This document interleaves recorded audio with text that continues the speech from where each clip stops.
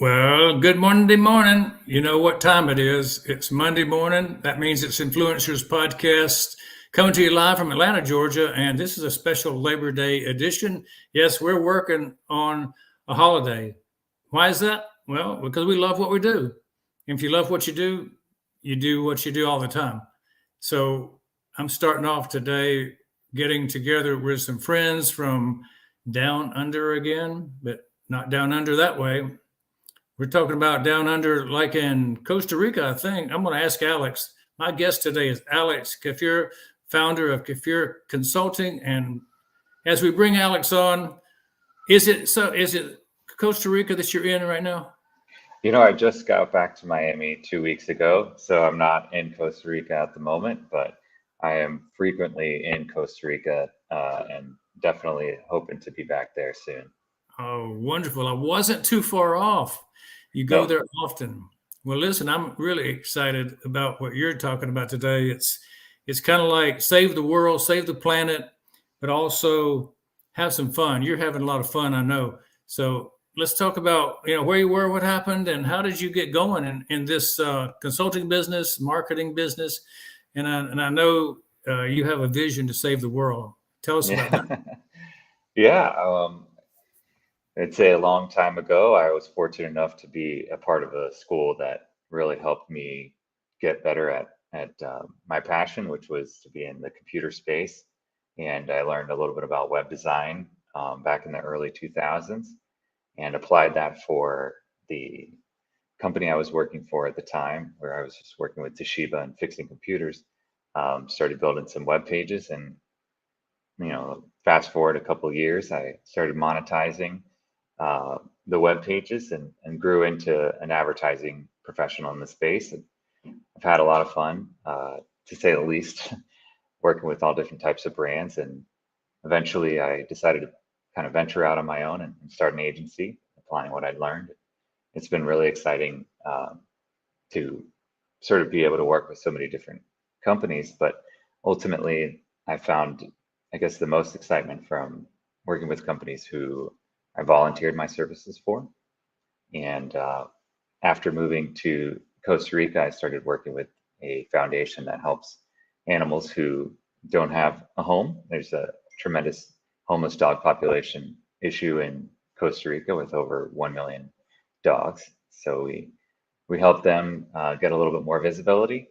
And after that, I started to get a little bit curious about the sustainability of Costa Rica and how they have managed to really emphasize the green living. And I came back to the States and started working on a project to reduce the amount of plastic and reduce the amount of single-use plastic that exists in our products today. So I'm really excited to kind of mention our efforts there and give more context as to what it could be like in a future that doesn't rely so much on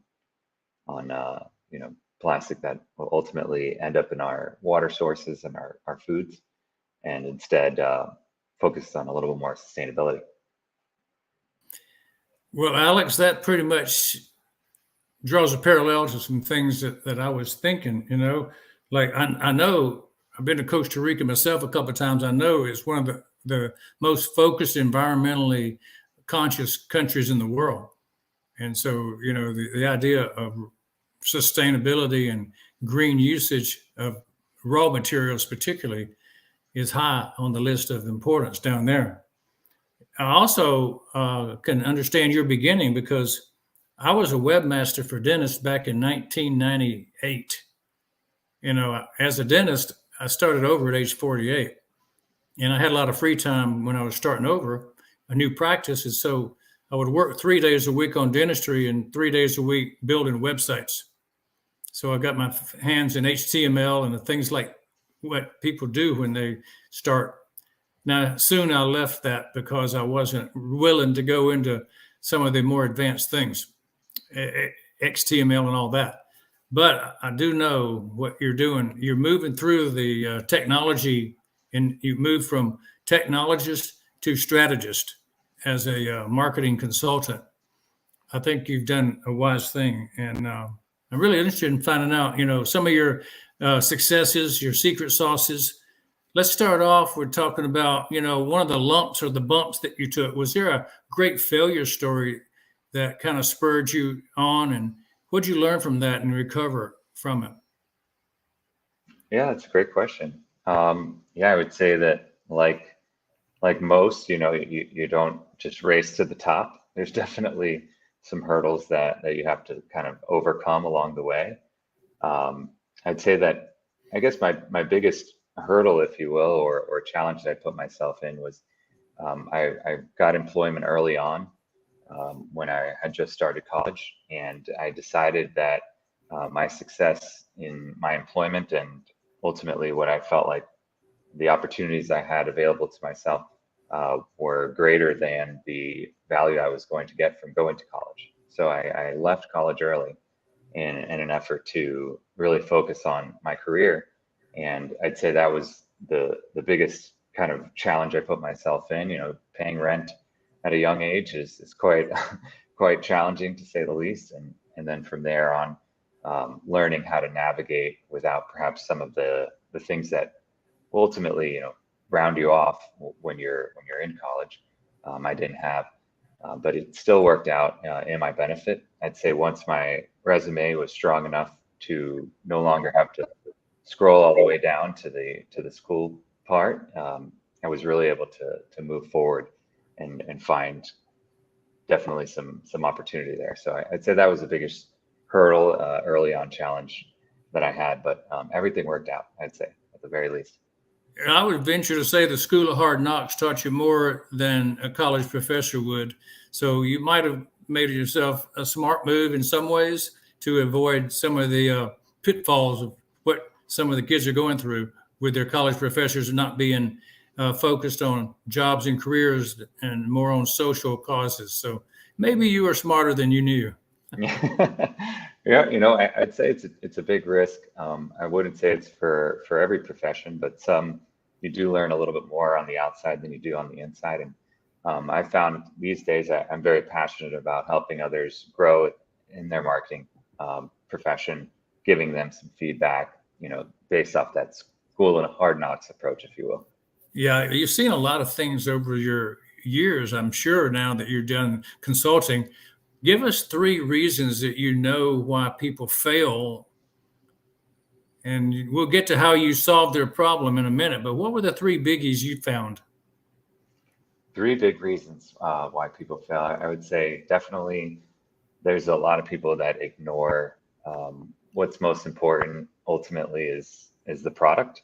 Uh, I think people think that you have really fancy marketing, and if you put a lot of hype words and a lot of good reviews, that people will ultimately buy whatever it is that you have to sell. Forgetting that the strength of the product itself is often what's most important about anything. If you have a really amazing product, but it's too expensive, there are people who will, spend their whole paycheck on that product because for them it's worth what that product offers. But meanwhile, you could have a product that's dirt cheap and still not a good product, and nobody will ultimately buy it. So I think people fail when they forget about, what it is that's ultimately being purchased. And I'd say within that, once you do solidify a product, you want to make sure that it's well well promoted in a way where it doesn't just focus on the value propositions, but also the brand itself. Establishing branding, I think, is a big thing that people often wait till after they've generated leads or after they've generated sales. We're gonna run a branding campaign, and we're gonna get a little bit more visibility to just our overall message. And I think waiting too long or not doing that at the beginning is often something that people will realize they should have started. Um, and they'll sometimes figure it out years later. And lastly, for me, it's customer service. If you don't have customer service, if you don't have the ability to speak with your customers and understand their pain points and really educate yourself and your staff and ultimately influence your growth story based around customer feedback, you're not going to do well. You really got to listen to what your customers are telling you, even if they're telling you that they don't like the product, that they think it needs to change. At least hearing them out and making adjustments if needed is super helpful because it shows that you care, and that will ultimately lead back to that branding that I talked about. Well, it'll make you sound like a brand that really cares about their customers. So those are the three things for me that are most important, that are often overlooked, but that should be the forefront of any business growth strategy.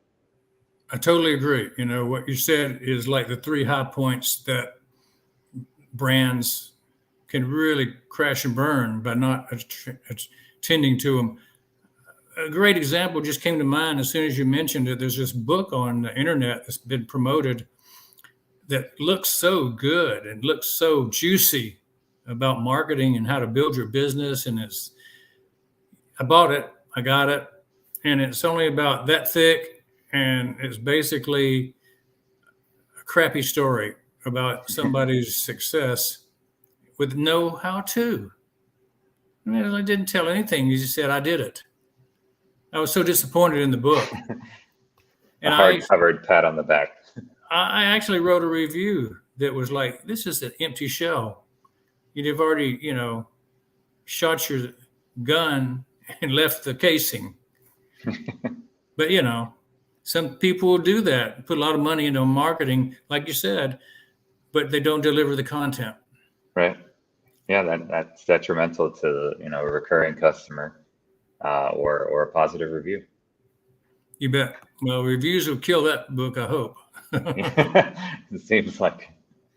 Hey, what gives you the push to go and to fight for the right, to first of all help your marketing customers, second to become an environmental savior?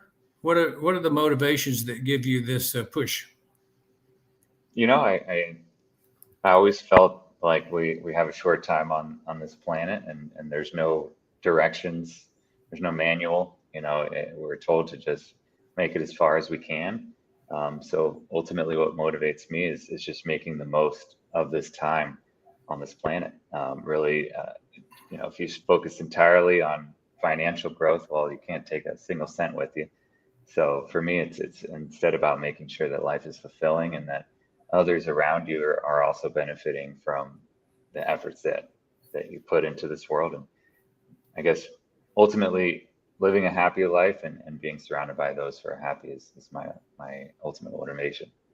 Sounds good. It sounds like you got your priorities in order. And hey, for our audience, what is the generation that you belong to? I'm a millennial. Millennials. Yep. So do you feel like the generation you represent shares your general feelings that that's the important point? I believe so.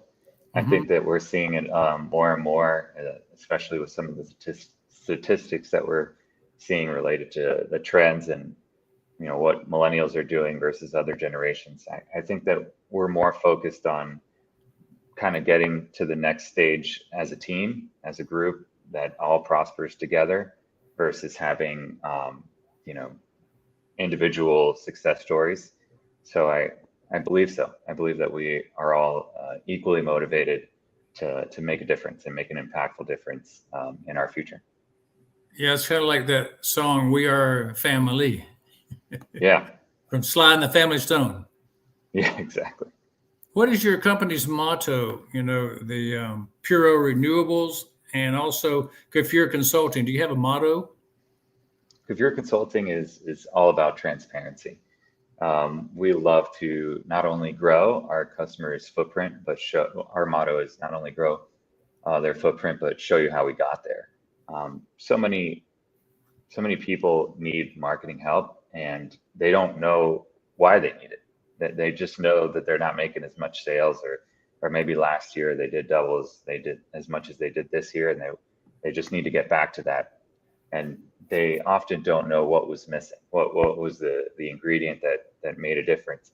And helping educate our clients on what is influencing their customers to buy more, to sign up more, whatever it might be, helps them improve as a company. And I think marketers often, they just, not to discredit everybody, but sometimes they just want to be recognized as like the company that, grew your this 10x or helped you reduce that by 20%. And it's like, yeah, but what did you do exactly? You know, and like you said with that book, that was an empty shell. It's great to hear you did it. I guess it's motivating to know, you know, that somebody can hold their breath for 5 minutes, but how'd they pull that off? What'd they do? What was the training required? And that's what we like to basically focus on, is helping educate our customers. Now, we may not tell another customer's success story. You know, we may not tell them our secret sauce, but we'll definitely tell our own customer who's paying us for that insight, how it is that we're achieving it, just so that they're able to grow from that. That's always been our motto. And with Puro Renewables, it's really just about educating society that it's not so one direction. You know, we have many different options when it comes to renewable resources and ways to think creatively. So there's a ton that we can learn from our environment and feedback from experiments. And I think ultimately the motto is to always evolve and to never stop thinking of a better solution. Sure enough. Well, you did say the word secret sauce, and I don't want to steal your big thunder, but I heard one day that if you give away your best stuff early, you get more clients later. So maybe Mm-hmm. it's appropriate. What is your top 3 success secrets you can share that others can model from? Success secrets, huh? Man, I mean, I think you nailed it on that first one. It's definitely providing value. I think ultimately a customer wants to feel important, wants to feel special. You know, in the sense of maybe making an Amazon purchase, you're not really looking for much recognition. But when you're working directly with a brand and you're ultimately making an investment into that brand, if that brand does something just beyond giving you that product, but also making you feel a little special, valued, perhaps maybe just an email that just thanks them for their purchase, but in a more personalized way. I think that goes so far, and oftentimes people sort of forget about that. A little handwritten note in an e-commerce purchase when you receive it is tremendously valuable, and it's often talked about. And when it comes to a follow-up review, and when it comes to, you know, telling a friend about that purchase or that experience. Then the same goes with lead generation. You know, when you finally reach out to that person, having gone on their LinkedIn and just learned a little bit about them and say, hey, you know, what was it like, you know, your time at Rutgers? You know, just asking something that is a little bit more personalized and makes you look like you care about that person. I think that to me is definitely a secret and something that we can definitely do better with. Outside of that, I would say, 3 secrets. This is a good one, and hard to give them all away. Providing, well, at least what I've learned from these days is providing incentives for customers. You know, giving them a reason to ultimately giving you their information or their business is extremely valuable. Not just on the value side, but also telling somebody, hey, if you do this for me, I'll do this for you. So that there's sort of like an exchange there. If you want somebody to listen to your product, maybe you'll give them, you know, 5 things about their business that they're not familiar with in exchange for their time to listen about your product. You know, you do a little audit on their website, or you know, in my case, sometimes just seeing their advertising footprint and saying, hey, listen, if you take the time to do a demo call with me, I'll at least let you leave with some things you didn't know about your advertising program that would be helpful. And if you implement them, you don't have to pay me a penny for it. You just get that value. So I think incentivized marketing is definitely a very strong winner these days.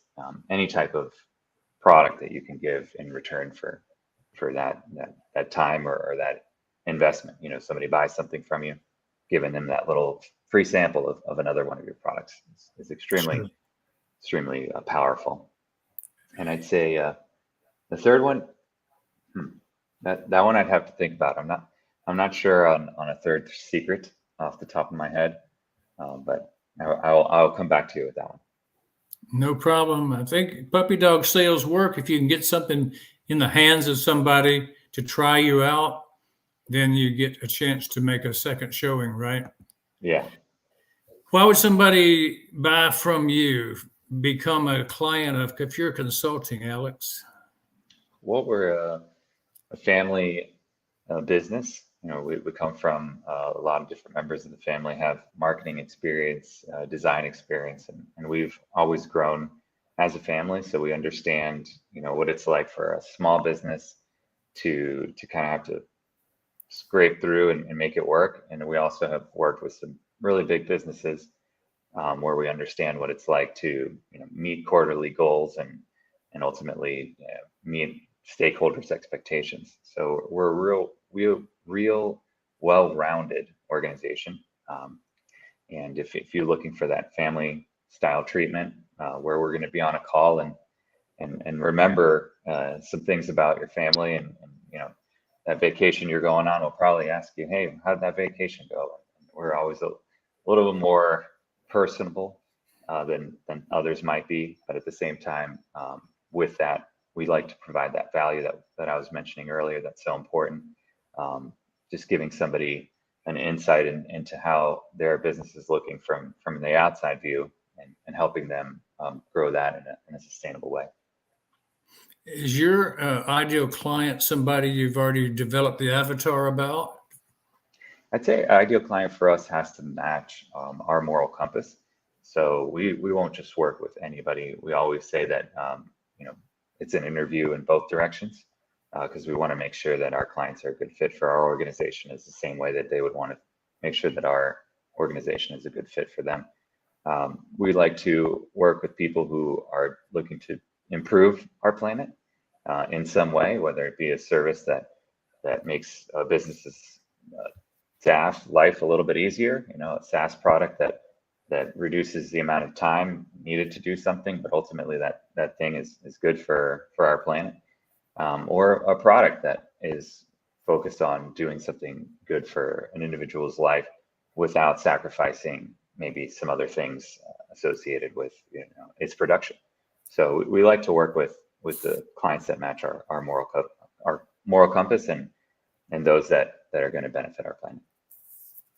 Very excellent. I like the idea of working with people of compatibility because you tend to give more to people you admire. How about your ideal client? How do you find them? We've been fortunate to find all of our clients through referral emails that are people just reaching out to us and saying, hey, you should work with these guys. That's been pretty much 99% of client acquisition for us. Some have been somebody reaching out to us and saying, hey, a friend of mine could use your help. Maybe if you reached out, they'd be interested in working together. And that's also been kind of like a layup in some cases. But we try to work hard enough to where our clients refer people that they know who also want to have similar success stories. So luckily for us, we haven't been doing much advertising for our own agency, but we do our best at keeping our website fresh and keeping our engagement with our current clients in a way where it does promote referrals. So you're saying word of mouth is the most powerful thing for you. Yeah, absolutely. And as an advertising agency, you don't need to advertise. Luckily for us, yeah, we don't like to bite off more than we can chew. So I think our growth pace is appropriate for our team and our overall capacity. So I think advertising would definitely generate some good leads and bring in some potential clients and perhaps a need to expand the team. But at our current growth pace, we're happy with what we have. So we're not always that hungry, to say the least. Interesting, the idea that you have enough that you don't have to do things that you don't see a need for states pretty clearly your success is where you want it. I think that could be a lesson for a lot of people to understand. Word of mouth is so valuable, and you don't have to pay for word of mouth, but you do pay for word of mouth with service, not dollars. Absolutely. So that's how you crush your competition, I guess. Yeah, I would say that's the very least. We do a one hell of an audit too, I'd have to say. We'll go in and really tell you what's going on with your program and really help you understand where you could have some uplift without any smoke and mirrors. You know, we our audits, we like to say, if you record the call, you don't need us because we really explain exactly what it is that we'll go in and do for you. And we don't throw anybody else under the bus. We just show you, you know, what opportunities that you have. But sometimes the competition can't stack up to that. So that's pretty much where we like to be competitive. But we're never one to say we're better than anyone else. I think there's a ton of incredible marketing agencies out there, and we love collaborating with them as well. We often refer some of the best within their niche. So we think that there's plenty of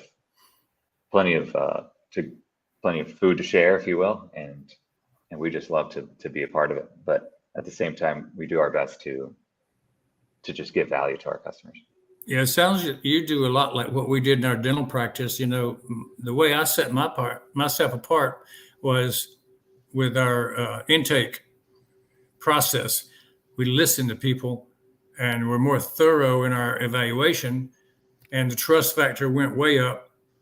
And we didn't push people to have to do anything, but we did want to inform them of everything. Exactly. Tell me about your well-defined products and services. What do you offer people? We generally focus around paid advertising management. That's our forte.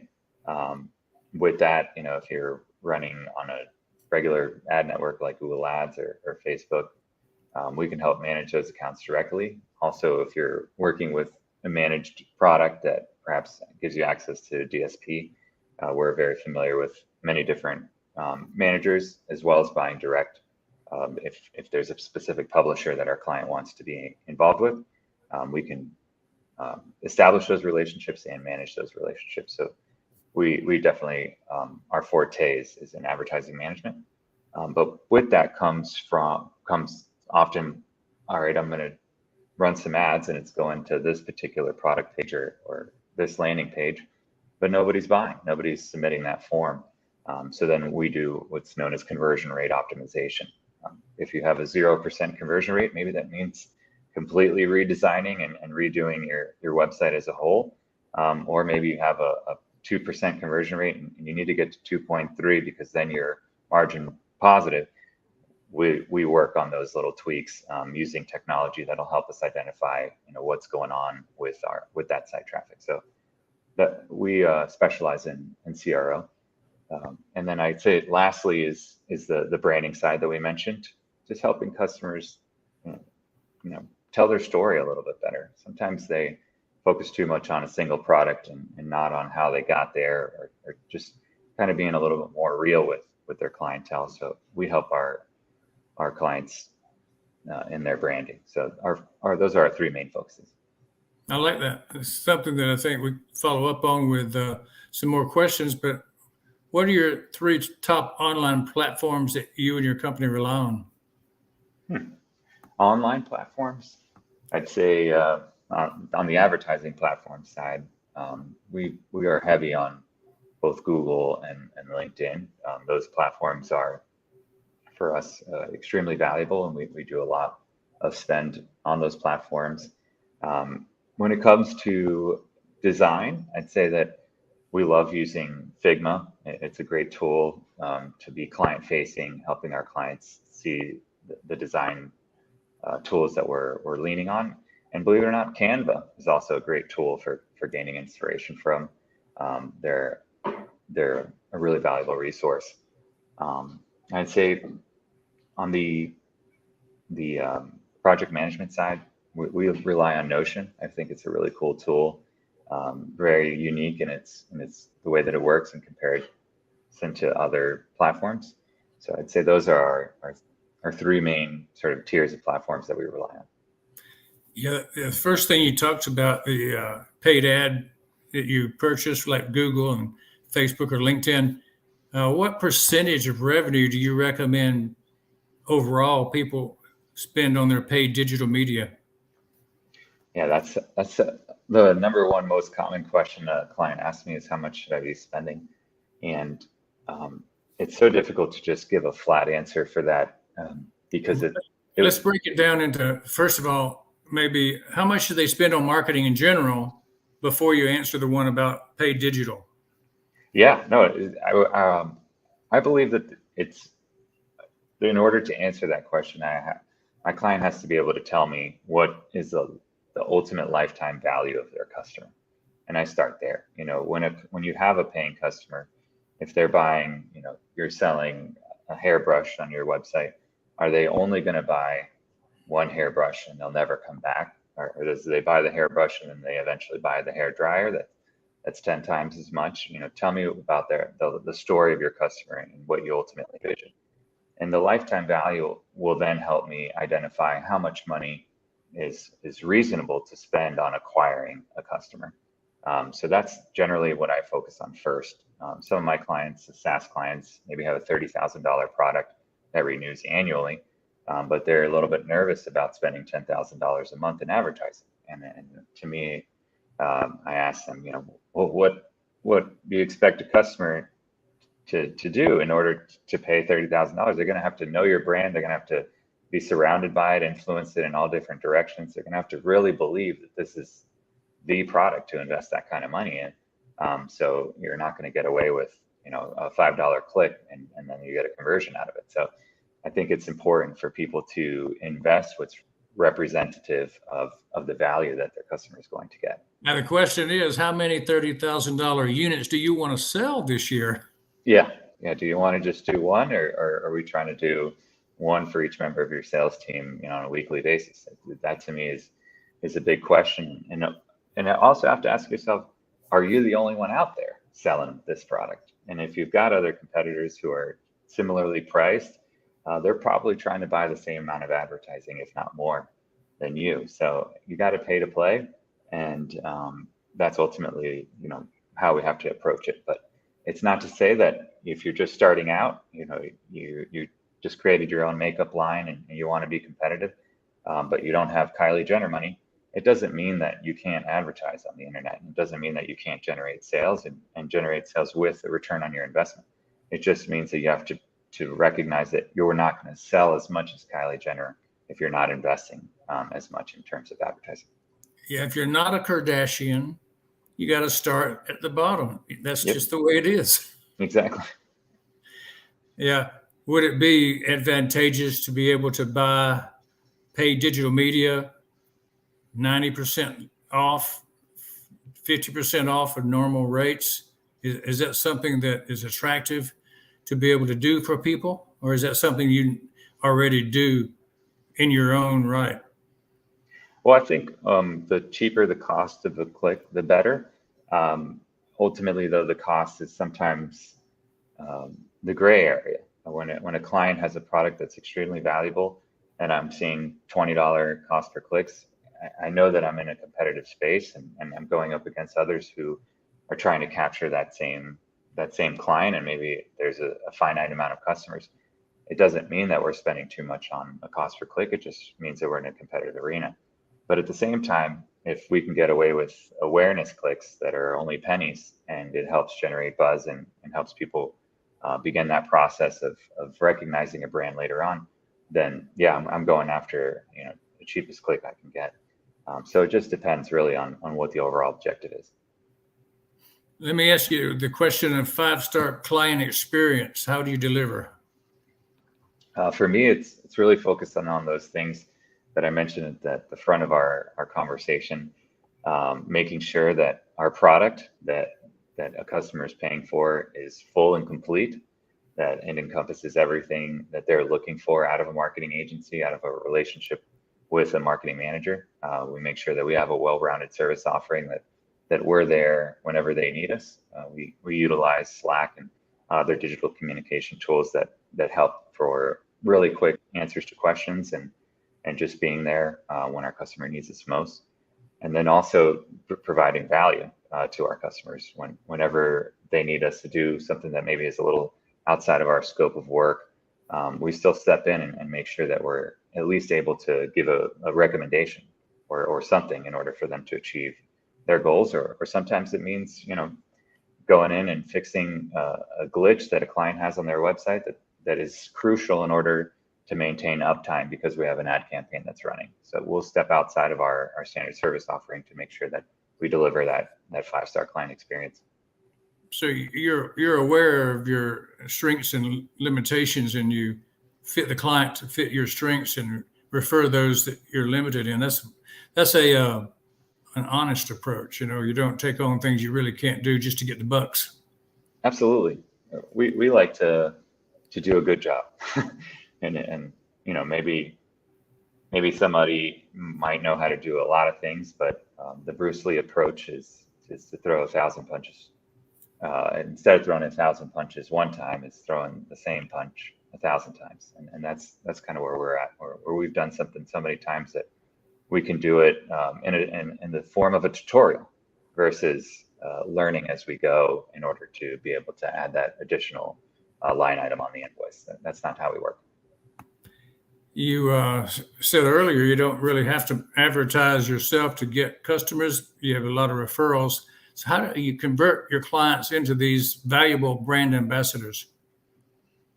I'd say it's just all about making sure that they feel like they're a priority, making sure that they definitely feel a little bit different perhaps than the other organizations that they're working with, because we just want our clients to be able to tell a friend, hey, you know what, this guy might just know the answer. You can just ask him, and we kind of open ourselves up to where there's no cost for a client to reach out to us and ask us a question, or a potential client rather.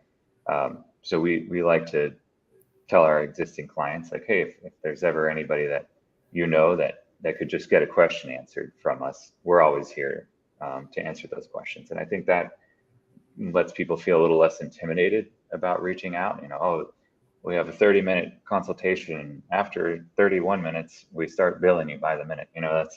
That's not us. So I think that really helps our clients feel comfortable with referring us. Sounds like kind of the coffee house approach. Come and chat with us and see how we fit before you get started, and that's good. Absolutely. I know makes people grateful that they can refer to somebody they can trust. So flip the switch over the other way. What are you grateful for today? I mean, fresh off 2 weeks from Costa Rica, I'm just grateful to be alive. I'd say it's just an amazing world that we live in. There's so much that it offers, and just grateful to be here and being a part of it. I'm grateful to have a beautiful fiance that I'm looking to marry soon. Yeah.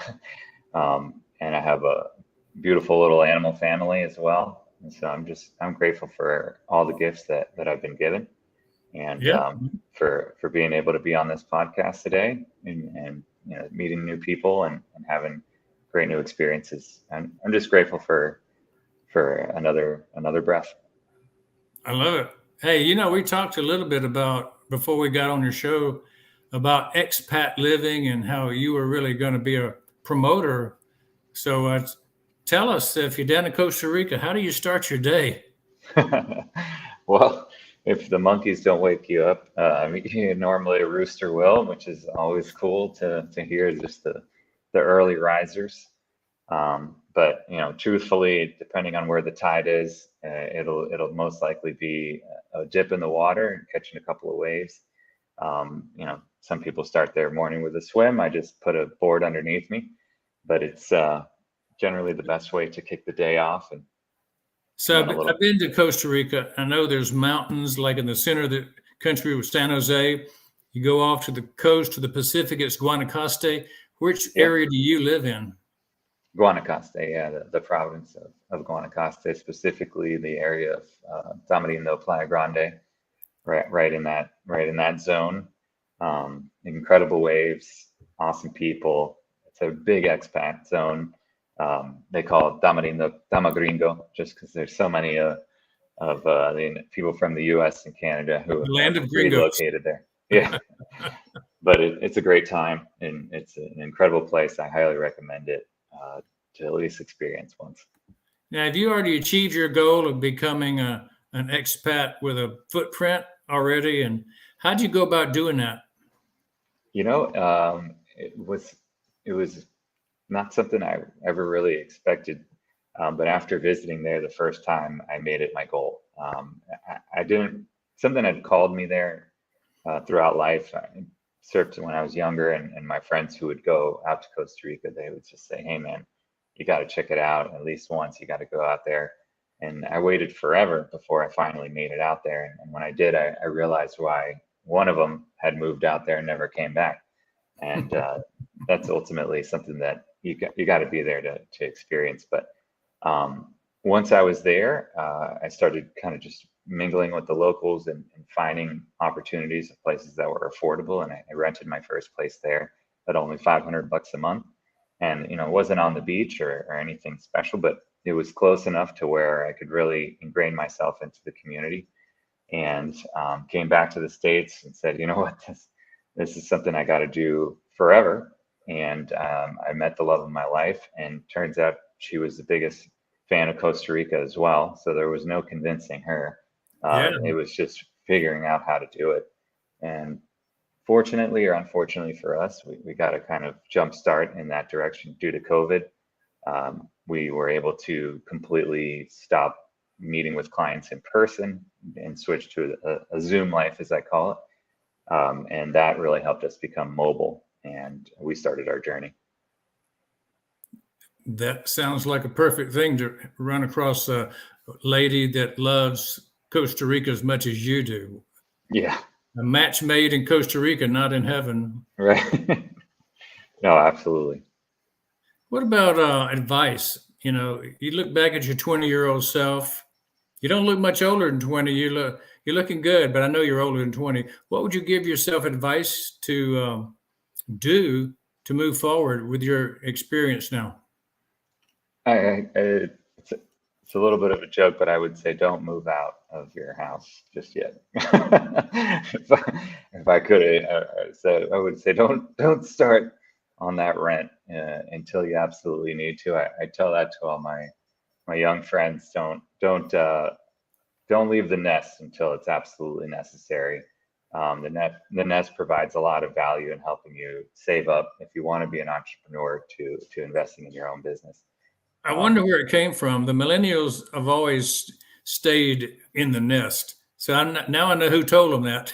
yeah, no, it's something I wish I did, but I learned a lot from that as well. But giving yourself just a little bit more time to mature before you put it all on your own shoulders is extremely valuable if you have that opportunity. If you don't, I would say my other advice would be to pair up with somebody who has more experience than you do. Always be the dumbest person in the room, as they say, so that you make it basically impossible not to grow. Yeah. Speaking of being the mentee, the dumbest person in the room, who is your living mentor that impacts your life?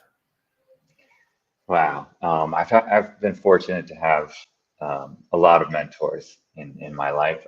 Early on, his name's Andrew Lermsider. He's a marketing professional, just a business professional in general, from South Florida, from Miami. And he taught me so much about building an agency and what's required and how to tap into the psychology of marketing. So definitely he's somebody I look up to tremendously. But now in my older years, if you will, my mentors now are generally my family. Looking up to those who have been able to kind of do so much and still be providing for their family, to me is noble and something to learn a lot from and to mirror in my own growth story. So those are my mentors these days. Excellent. Why do you want to be impactful yourself? I think it's important to at least not necessarily leave a legacy, but just leave a good impression. Leaving behind something where somebody says, "Yeah, I know that guy. He's a good guy." Or you know what, he taught me something that I'll never forget. Or he gave me a great idea, and if I do it, maybe things will work out for me. So for me, just that leaving behind a positive memory is extremely important for me. More than just an impact is kind of leaving behind a positive impact.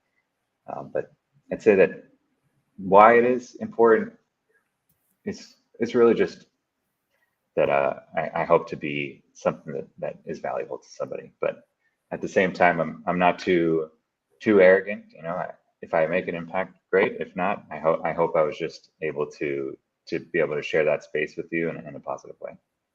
Excellent. I know we were talking about mission trips, and you expressed a wish to go on mission someday to see another side of life and be able to minister to people. What would be your vision of a mission trip that would excite or inspire you? Oh yeah. Well, ideally, it would be going somewhere where at least I can provide my hands to do something of impact. You know, if it could be mental impact, even that would be even better. Be able to communicate with people and tell them how to achieve something that maybe they don't know. You know, education is something I really enjoy, and to be able to do that on a mission would be very impactful. But if there is a language barrier, anything I could do physically to provide an impact, I'm always looking forward to doing. You know, whether it's a cleanup or, like I mentioned in Costa Rica, being a part of an animal rescue, walking the dogs. You know, being a part of that shelter is a lot more physical than you think.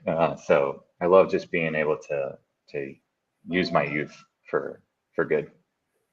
I once saw a picture of somebody walking 10 dogs on leashes, 5 in each hand. That would be a very physical event. Yeah. Yeah. My favorite is when they tie them to their waist, because I'm like, well, I wonder if they all pull in different directions. What happens?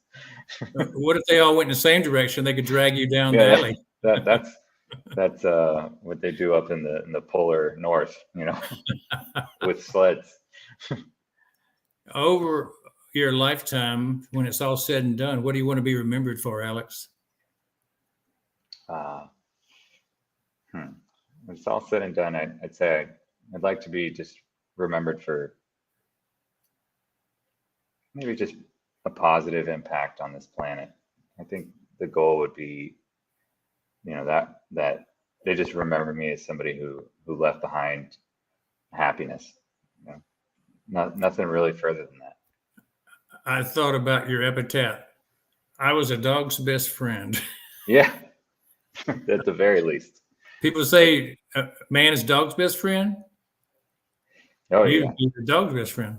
yeah. Hey, how can we support you? Give us some ways to link in to find you online, and any URLs or websites you want to share with us.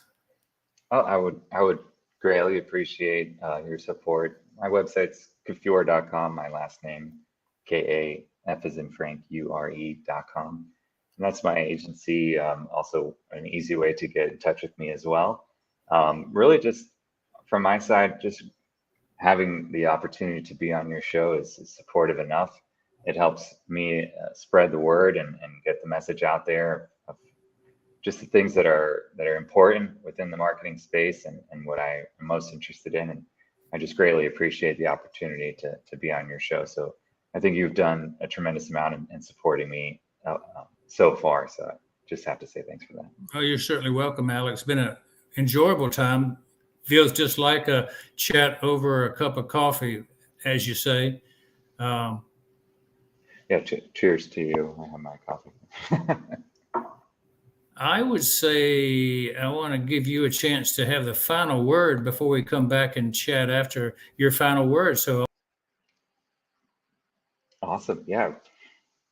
I just want to make sure that that everybody knows that we're all working together for a better planet. There's some of us out there that are behind the scenes, but that are making it their number one focus to improve our way of life. And hopefully soon, next time you see me, you'll see some really cool things happening in the industry of plastic and reducing our use of single-use plastic and overall the composition of plastic within our products. So really excited to get to that next stage and just overall really happy to be able to celebrate that initiative. Perfect. A great final word. We can all look forward to environmental friendliness of what your projects are. You're going to do some wonderful things in the world. And if you're interested in an expat life, connect to Alex and he'll give you a couple of beaches in Costa Rica. Oh yeah. I've been there. I know they're beautiful. I actually had a great friend of mine move down to Panama this year, close by. So yeah, everybody's going south. Yeah, Panama is on my list. Yeah. So, my friends, I want to give you a hint about how you can reach me and how you can see all the different podcasts we've done on the Influencers Podcast. If you want to download and look at any of my podcasts, you sure may. I've done about 50 or 60 of them just like this with Alex. My digital business card is here. Now, you'll find two things on that card. You'll find drbillwilliams.tv, which has the podcast and all my dental books and things that I've written and things that I've taught over the years. And I kind of focus on the Influencer Podcast, mostly on that. But what I'm most excited about is our technology, artificial intelligence driven technology. And you can come here and find out all about what we're doing to change the world. You're working in the environmental space.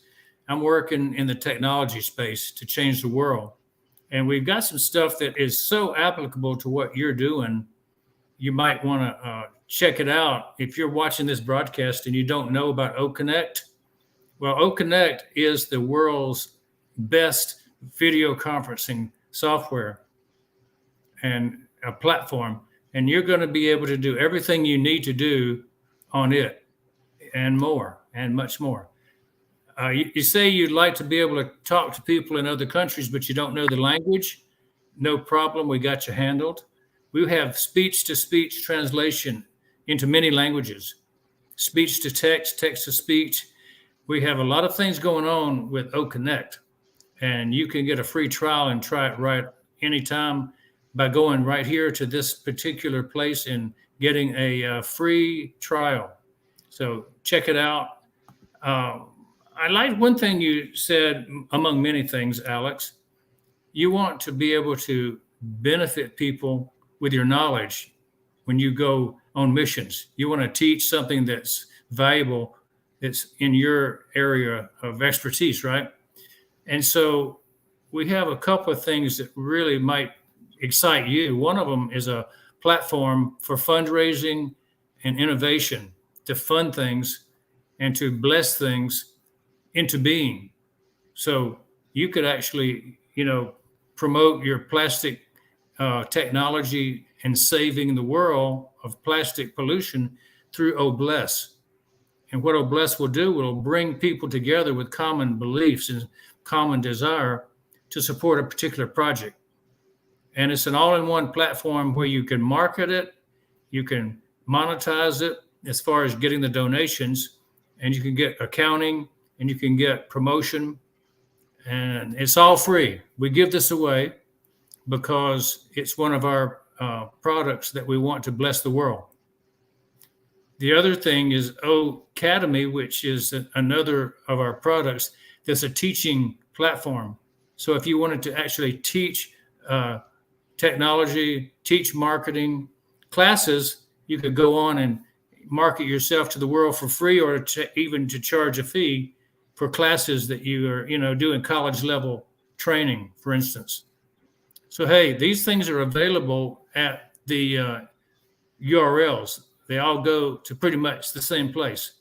Once you enter the portal, and you can enter for free, you can learn all about each of them.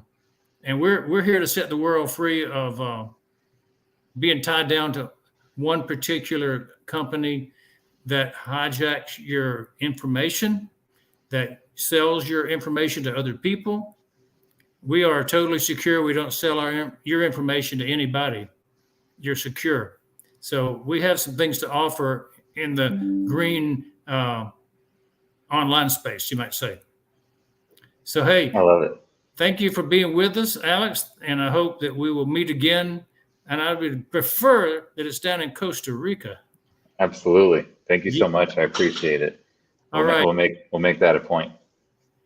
I hope everybody out in influencer podcast land is doing well on a Labor Day. We've had a great time with Alex, and I appreciate your attendance. Stay tuned for more following up on Wednesday this week. Thank you, and have a great holiday today. Thank you. You're welcome.